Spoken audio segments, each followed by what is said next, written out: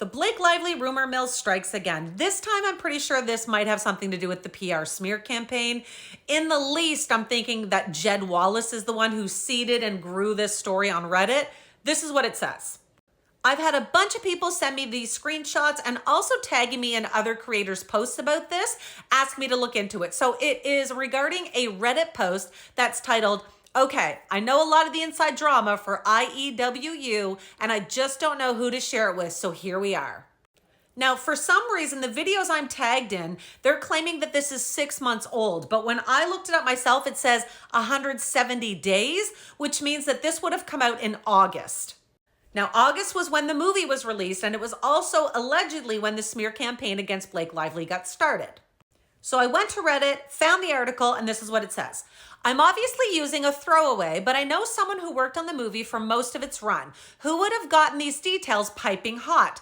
Not some grapevine situation. They told me firsthand what they know. I'll give bullet points." Supposedly, Blake felt that Justin made her uncomfortable on set. One instance in particular, they said, was that Justin told Blake she looked sexy in what she was wearing on set. I don't know the context around it. Apparently, Justin wasn't happy with the original editor's cut of the movie, so he hired his own team to do his version of the movie. Blake wanted to do her own version of the movie as a result, but Sony said no. So just in these 2 points, this person's alleging that Blake felt uncomfortable on set, ended up bringing it up. Justin apparently wasn't happy with the original editors, fires them, gets his own team. Blake doesn't like it. She wants to do her own thing, and Sony's telling her no. Blake goes to Sony and threatens to go to the New York Times with a story that says Justin was sexually harassing her on set if they don't let her have her own version. Sony freaks out and says, "Okay, whatever you want. Justin's banned from the Sony lot. I don't think forever, just for the run of the movie, but I could be wrong." Blake hires Taylor Swift's music video editors to do her version while she's filming in Italy for something. Blake has a friends and family screening to get thoughts with lots of A-listers, Ben Affleck, Bradley Cooper, in brackets they say I think, etc., etc. Everyone is like, "What? This movie makes no effing sense." Blake realizes she needs to hire an experienced film editor to fix it. Blake uses a Taylor Swift song in the movie that the studio loves having in there. So now they're claiming once Sony told Blake no, she couldn't have her own cut, she threatens them that she's going to come out with the sexual harassment that was happening on the film. So they say, okay, you can basically have your cut, and they block Justin Baldoni from being able to be on the set. They go on to say that Blake has the friends and family screening, which actually is true. It's in both Blake and Justin's lawsuits. And then everyone was like, what? They don't like this movie. So she realizes she has to redo everything. Taylor Swift finds out that the original composer for the movie is someone she worked with in the past that was mean to her. And she says it's either me or him.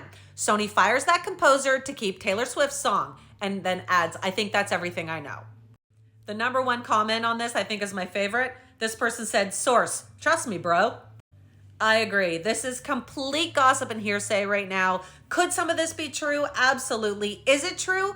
We have no idea. Now, this account was just created August 13th of 2024. So whoever was saying that this post was done 6 months ago is wrong. The account wasn't even created before August 13th. So we know it was dropped after that.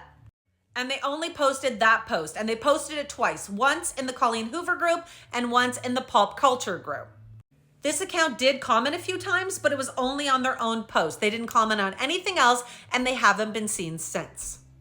Now remember, it did say I'm obviously using a throwaway, but I find it extremely convenient that this person claims all of these things August 13th when this was all just starting to come out. So my thoughts on this right now is it's just garbage. We can't verify this at all. It's a random source with a random account saying a random person worked on the set and told them all of this. It is so important to know where these rumors come from and the source that is saying it. As an example, for the last few days, everyone was talking about the fact that the Daily Mail said a source told their website that Blake and Taylor Swift were no longer friends. Even Candace Owens was running with that story, claiming that it actually was posted in the Daily Mail by Taylor Swift's marketing people. Everyone knows Taylor Swift's marketing people have nothing to do with the Daily Mail. It is not a trusted news source. You can get your news from that, but you need to back it up. Another huge rumor that's going around that is a complete assumption is that in the contract that Colleen Hoover wrote up for Justin Baldoni's Wayfarer Studio to take control of her 2 books, It Ends With Us and It Begins With Us, had a morality clause in it. Now, I believe, if I'm not mistaken, this came from Candace Owens. This is pure speculation. No one has said this that is involved in the situation. No one has seen this contract. So this just came from Candace Owens as being an assumption and assuming it was in there. Now, Perez Hilton has just uploaded a video saying that this is absolutely not true and that there is, in fact, no morality clause in this. And he claims he got this information from 2 very credible sources that deal with Justin Baldoni's team. So there is 2 totally different people saying 2 totally different things. And I've got to be honest, I'm leaning towards believing Perez Hilton. I've seen who he gets his information from, and I haven't seen him posting a lot of speculated rumors as opposed to Candace Owens, who literally posts things and says right in it that it came to her from an anonymous source or that she can't verify things.